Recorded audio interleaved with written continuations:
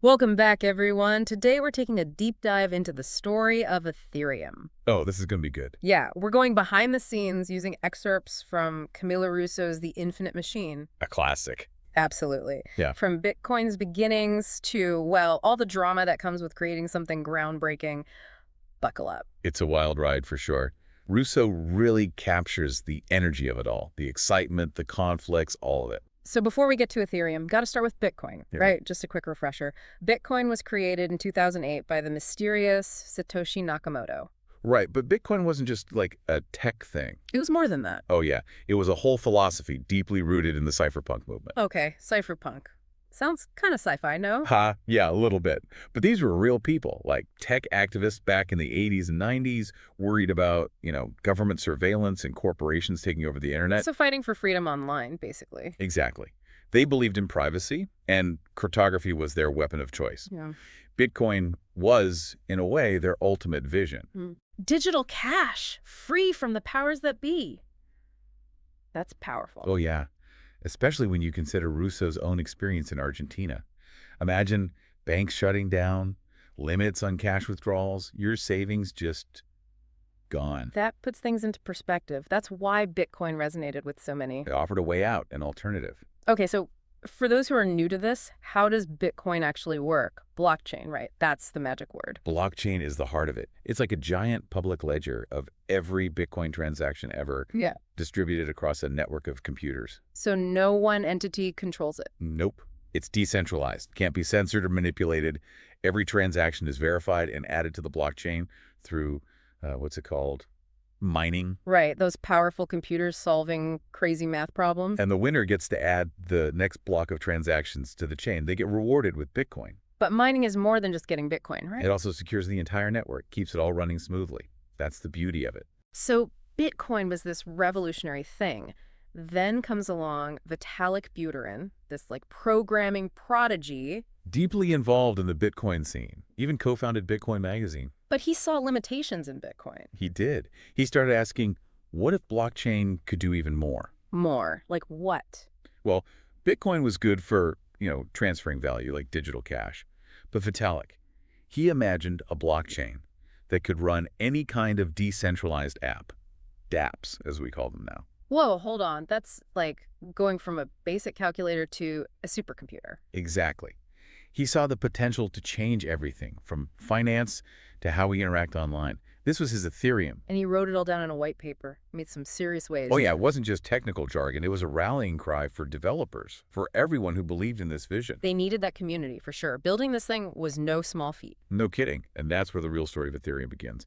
Building Ethereum. It wasn't just about the code. It was about building a whole movement. A movement, huh? Yeah, and, movements have their growing pains, their conflicts. Right. Russo talks about the team working out of this, rented house in Switzerland, called it the spaceship. Ah, the spaceship. You can almost feel the energy in that place, right?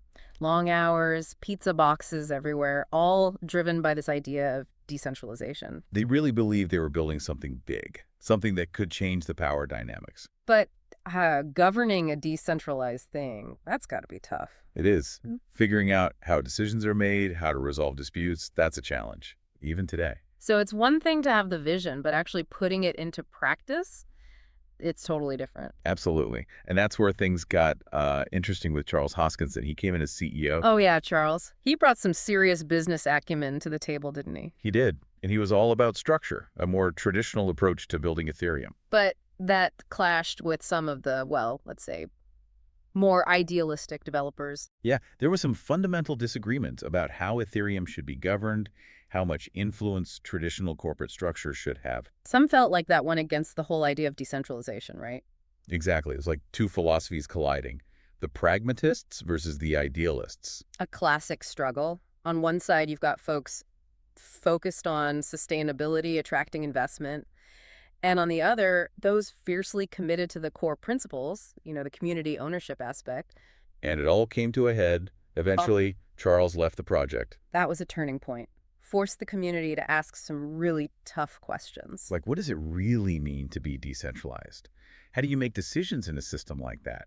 These are questions we're still grappling with. So how did they even launch Ethereum without a CEO? They still needed funding, right? That's where the Ether sale comes in. A pivotal moment. back in 2014. They offered Ether, Ethereum's cryptocurrency, in exchange for Bitcoin. Whoa, selling a token for a platform that wasn't even live yet. Talk about a leap of faith. Those early investors were putting their trust in Vitalik's vision. But it paid off, didn't it? It did.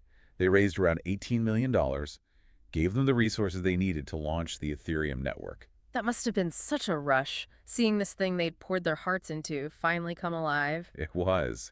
And the early days were full of excitement. The first dApps started popping up, showing the world what Ethereum could do. I remember hearing about Augur, that decentralized prediction market. Sounded pretty wild. It was. Imagine a platform where you can bet on anything, elections, sports, whatever. The outcome determines the payout. So no more bookies, no centralized control. Exactly. Everything's managed by code on the blockchain. Transparent, open to anyone. Augur was a glimpse into the future. A future with a lot of potential, but also a lot of risk. Yeah, and the DAO hack really brought that to light. The DAO, remind me what that was again? It stood for Decentralized Autonomous Organization. It was basically a venture capital fund run entirely by a smart contract on Ethereum. Whoa, so like algorithms making investment decisions? That seems kind of risky, no? It was a bold experiment, for sure.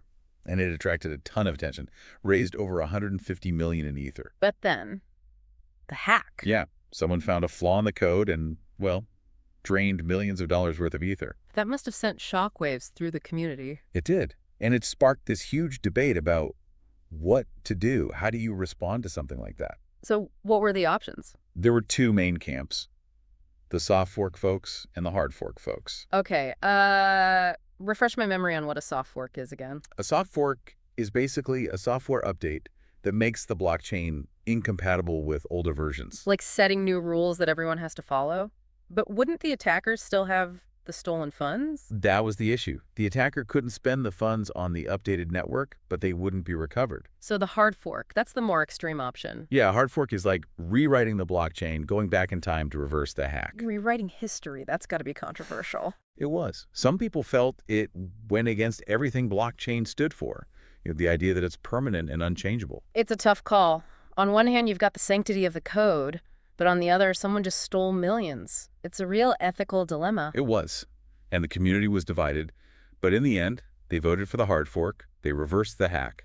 That was huge, a defining moment for Ethereum. Definitely. It raised all sorts of questions about governance, security, the very nature of decentralized systems. Questions we're still asking today. And it wasn't just a theoretical thing. It had real consequences. How so? Well, some people opposed the hard fork. They stayed on the original chain, which became Ethereum Classic. So the DAO hack didn't just change how Ethereum operated. It created a whole new blockchain. It's a reminder that these systems are powerful, but also complex. They come with challenges. This is what makes the story of Ethereum so fascinating. It's not just about the tech. It's about people, ideas, and how they evolve. Exactly. The DAO hack wasn't the end. It was just the beginning of a new chapter. That DAO hack, it really shook things up. Yeah, it was a wake-up call for sure. Made everyone rethink, security, governance, the whole shebang. And Russo does a great job of showing how Ethereum adapted, how it learned from that experience. She tells a story about Alvaro, a bank worker in Argentina who went through that 2001 financial crisis. Oh, yeah. He saw firsthand how fragile traditional finance can be, and then years later, boom, same problems. Inflation, no access to credit, currency going down the drain. And that's where Ethereum comes in. It does. How? Well, Alvaro finds this platform, Ripio. It's a crypto exchange, but they also offer loans backed by crypto using Ethereum. Wait, so you can use your crypto as collateral? That's pretty cool. It is. Especially for someone like Alvaro who might not qualify for traditional loans. It opens up a whole new world. It's like Ethereum is leveling the playing field, giving people more control. Exactly. And it's global. Yeah. That loan could be funded by anyone, anywhere in the world. No banks, no middlemen. Wow, that's powerful. Imagine the impact this could have on, financial inclusion, especially in places where traditional systems just aren't working. It's huge. And it goes way beyond finance, too. Russo talks about supply chain management, digital art, even voting systems built on Ethereum. It seems like the possibilities are endless, but there's got to be some roadblocks too, right? Of course. Scalability is still a big one. Ethereum 2.0 is a step in the right direction, but the network needs to handle more transactions faster and cheaper. Makes sense. And what about regulation? Governments are still trying to figure out this whole crypto thing. Yeah, that uncertainty can slow things down, make people hesitant. So big question. What's next for Ethereum? Can it really become this world computer everyone's talking about? It's hard to say for sure, but what's undeniable is that Ethereum has created a movement. It's inspired so many people. Developers, entrepreneurs, everyday folks, all believing in this vision of a more decentralized future. A future where individuals have more power, more control over their data, their finances. And it's a future we're all building together. That's what I love about this space. Me too. It's not just about the tech. It's about the people, the community, the shared vision. And that's what makes this story so exciting. It's still unfolding. Who knows what the next chapter will bring? Thanks for joining us on this deep dive. Absolutely. Until next time.